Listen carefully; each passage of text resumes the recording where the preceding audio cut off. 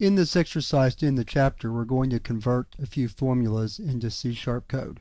The formulas are up here in comments at the top of the program, or just under the using statements. We have x divided by y minus 3, 1 divided by x plus y, where the x plus y is in parentheses, then the square root of x to the 6th plus y to the 5th, and then the absolute value of x plus y. So let's get started. First thing we need to do is create a couple of variables, x and y, and we'll assign them arbitrary values here. X is equal to 25, y is equal to 12, and let's change it from int to double. Okay, there we go. So the first one, and we'll just put these in console write lines to make it easy to display the results. X divided by y minus 3.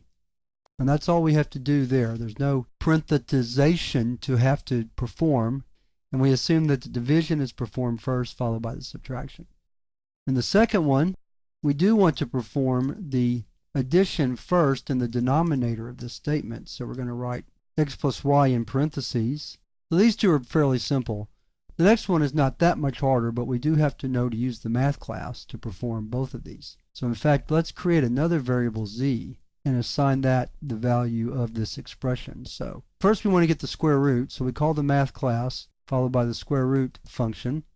Then we want the square root of x to the 6th plus y to the 5th. So first thing we're going to do is math.pal x to the 6th plus math.pal y to the 5th. And that whole expression is in parentheses because we want to do the addition and then perform the square root. So that's how it'll look. Math.pal x to the 6th plus math.pal y to the 5th in parentheses. Then we take the square root of that and then we close it off. We'll assign z again, and then finally the absolute value of x plus y. Z is equal to math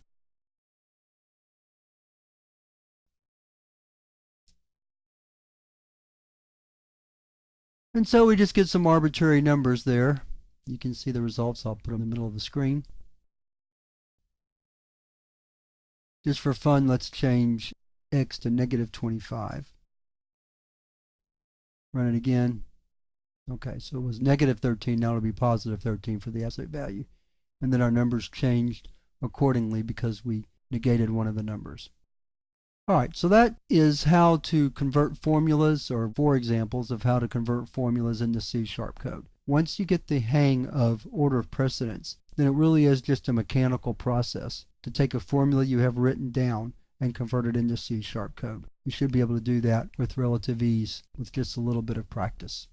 That wraps up this chapter on arithmetic. And now we're going to move to a little simpler topic, and that's input and output, and work a little bit more with console write line and with learning how to get input from the keyboard, which we haven't done yet. And that's going to come up in the next chapter.